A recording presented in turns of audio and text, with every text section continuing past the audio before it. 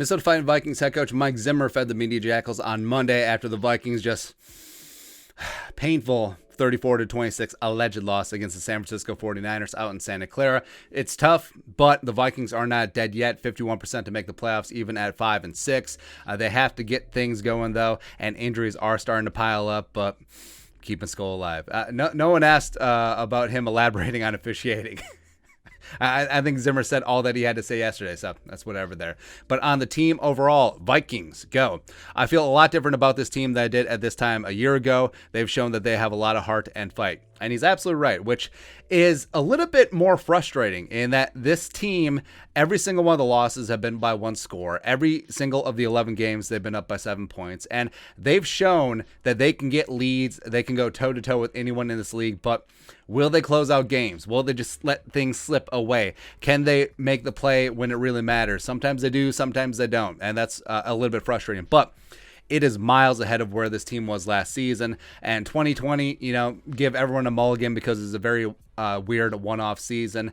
But there were some times last year where the Vikings just quit. They were DOA at the game, and then they just, walk through it, cash in checks. But no, this team will fight, and that's why we still have hope. Because if you put last year's squad in this year's team's shoes at 5-6, I would be much more pessimistic, which is hard for me to do because I'm a purple Kool-Aid guy. But I think that this team will get things right against Detroit. They'll beat Pittsburgh's ass on Thursday night after, especially if TJ Watt misses. More on that down the line. But yeah, Vikings can get right. Vikings can get to 7-6 and control their own destiny, etc. On Dalvin Cook's injury, Courtney Cronin, ESPN, go. Mike Zimmer calls Dalvin Cook's status day to day. When asked whether he'll be able to play Sunday at Detroit, Zimmer said no when asked whether Cook has a torn labrum, but would not specify what his injury is when asked. So, it is Zimmer playing games, per usual. I do like a head coach who will tell you exactly what's going on with injuries, even though it doesn't provide them any competitive advantage. Telling the media and fans and the other teams the injury, it doesn't really have that much of detriment either, because everyone's seen the rap sheet report, and rap sheet is dialed in. Hell, his source is probably Dalvin's agent, so I think that the information is pretty good. It's pretty damn good. But Zimmer's playing games here. Dalvin is not day-to-day. I do believe the rap sheet report that is a dislocated shoulder. It is a torn labrum. Ideally, he can be back towards the end of the regular season and also the playoffs. So Vikings got to get things right. They got to take care of their business, and hopefully it'll be like 2019 where Dalvin missed 2 games and then came back in the wild card and put up $130 and 2 TDs. On Patrick Peterson, going on the COVID list on Monday. Chris Thompson, Pioneer Press, go. Vikings coach Mike Zimmer on Patrick Peterson availability for Detroit. On Sunday, he said, "We don't know. Not too many guys have passed 2 negative tests in a short period, so we just have to let it play out and see where it goes." And Patrick Peterson, vaccinated, tested positive, put on the list on Monday. Now, he can clear. He just has to be asymptomatic and 2 negative tests. Now, that's been a tall order for players around the league, but we'll see what happens. I think that Patrick Peterson is going to do everything possible to try and get on the field Sunday, and it would be nice to have him, even though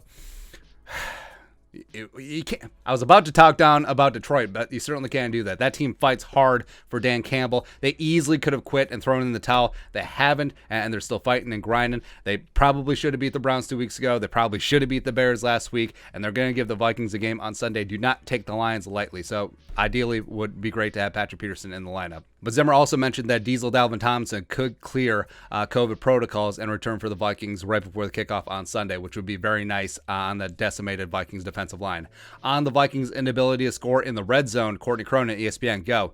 Zimmer on why Cousins was off target on a handful of throws. Quote, I think we got down there toward the goal line. He had a little bit of pressure in his face that caused him to throw the ball a little high. Might have rushed the one on the 2-point play. It was either or. He could have thrown a shovel pass to Gronklin or come out. I think what he did on that one is he made the decision a little bit late and tried to get the ball out. The one throw, the interception, I talked to him during the game. He said, I just didn't see the guy.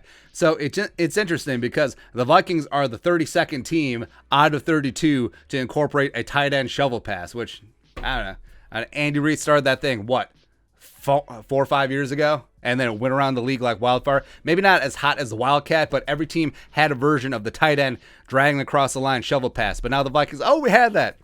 He just didn't go for it. But yeah, it was just one of those days. Kirk Cousins was off. Some of the protection was decent.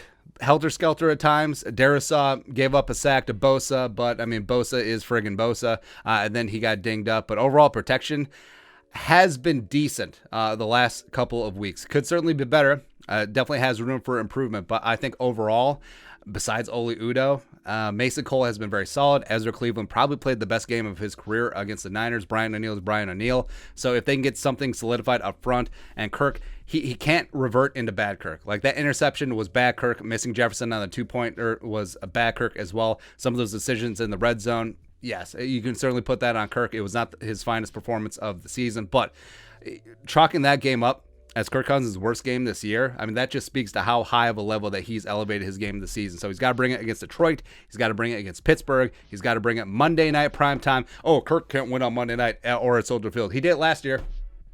Probably his best game as a Viking last year, Monday night at Chicago. Don't at me. But there you go. But that's it. That's our thoughts on Zimmer's thoughts. What are your thoughts on our thoughts? Let us know in the comment section below. Subscribe for daily Vikings takes. Want to support that work? Venmo, pay that man his money. But until next time, Skol, production value.